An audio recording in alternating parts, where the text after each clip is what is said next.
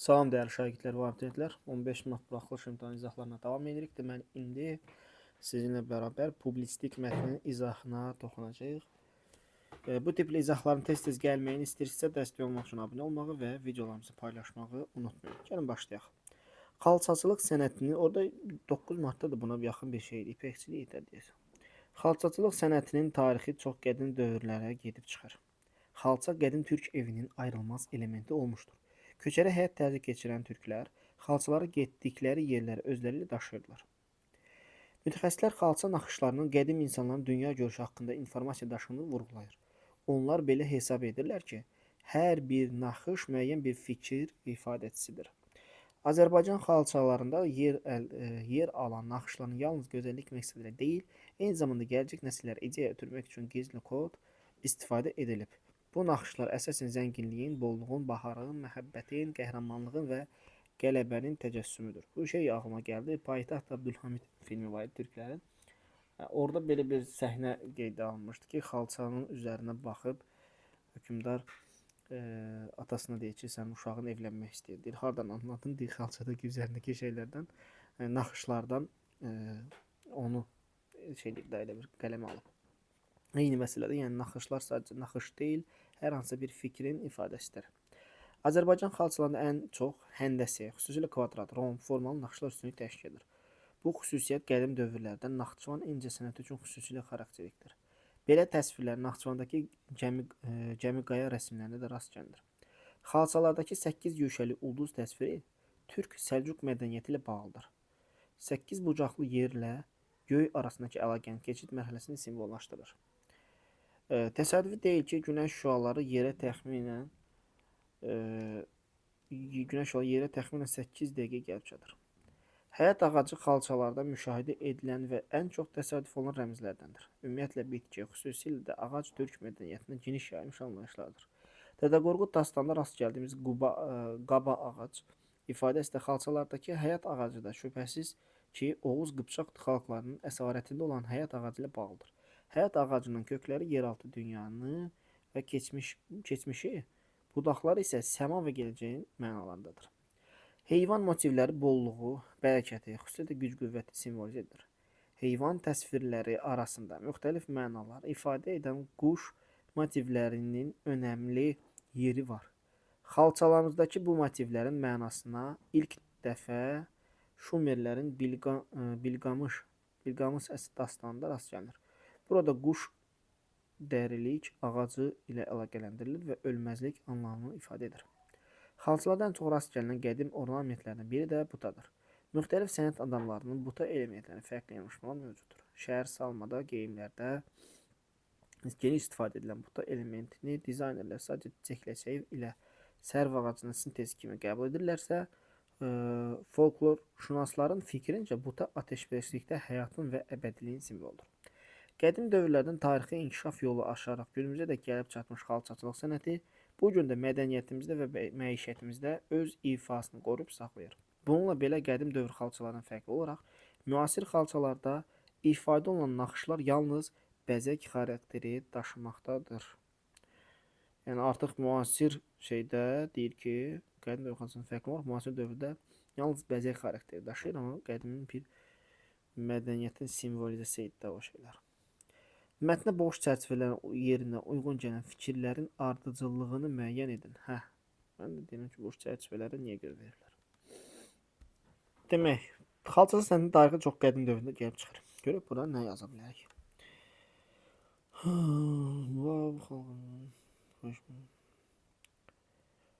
Bu peşənin qədimliyini, qədim kurqalarında tapılan bax görsən, xalça da çox qədim tarixə malikdir. Bu peşənin qədimliyi də bu, elə qədimlikdən söhbət getdiyi üçün 3-dən başlamalısan. 3-dən başladığın üçün cavab elə ya 3, 1, 2, 5, 4 olacaq, ya 3, 5, 4 kimi olacaq. Deyir ki, köçəri həyat tərzi keçirən türklər xalçaları götürdükləri yerlər özləri ilə aparırlar. Birə baxaq. Onlar daim yer dəyişdiklərinə görə, görsən düz gəlir.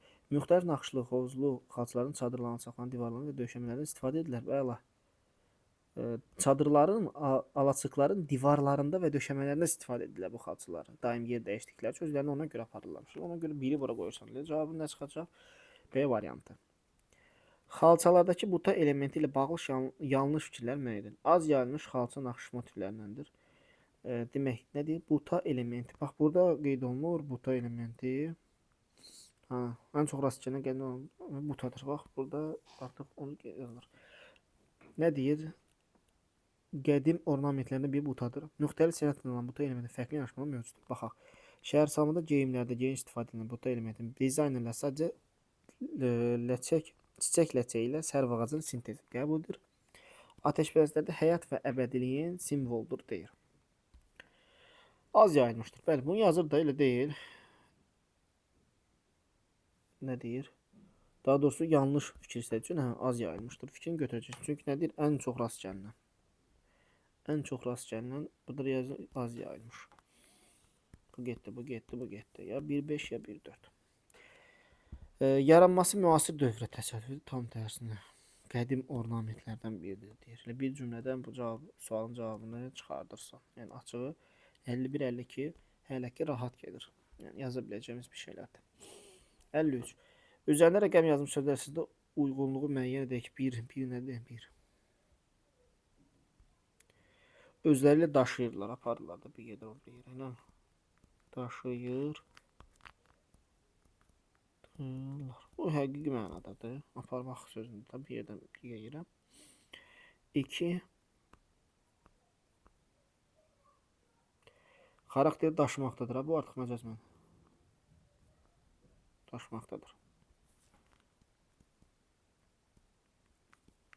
Daşımaq.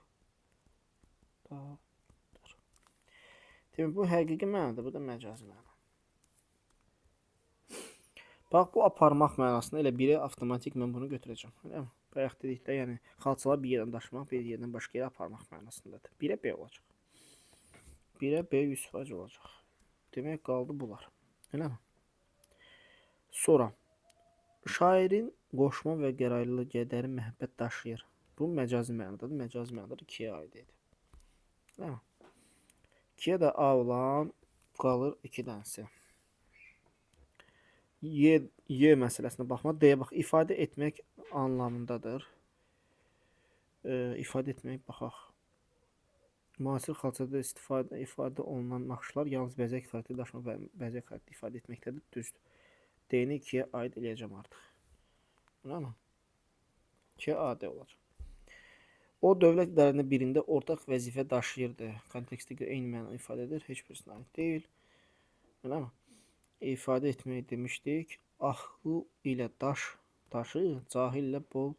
Ahı ilə daş daşı, yəni daşımaq mənasında da bu 1-ə idi. 1-ə B-yə, 2-yə AD olacaq A variant. Bu da rahat idi. Yəni çox çətin deyildi. Sonra mətnə əsasən uyğun fikirləri müəyyən edək. Məlumat var, məlumat yoxdur. Xalçalarda türk mədəniyyətinə bağlı simvollar təsəvvür edilir. Bəli, bu yazır. Eləmi? Dədə Qorqud dastanının məsələsi, sonra Qıpçaq türklərinin şeylərin olması yazır da yəni. Həyat ağacının eyni bir hissəsi fərqli anlayışları ifadə edir. Bəli, fərqli anlayışlar ifadə edir. Burada deyir axı. Kökləri deyir yeraltı dünyanı, budaqları səma və gələcək mənadadır. Sonra ay, günəş kimi səma cismindən əks olunan naxışlar xalçaları üstünü təşkil edir. Xeyr, belə bir şey yoxdur. Vaxtda məlumat yoxdur. Demək 1, 2, 3 getdi. 3-lər getdi. 1, 2 də cavab. Cavab olacaq 1, 2, 5. Bu şəkildə tapa bilirsən.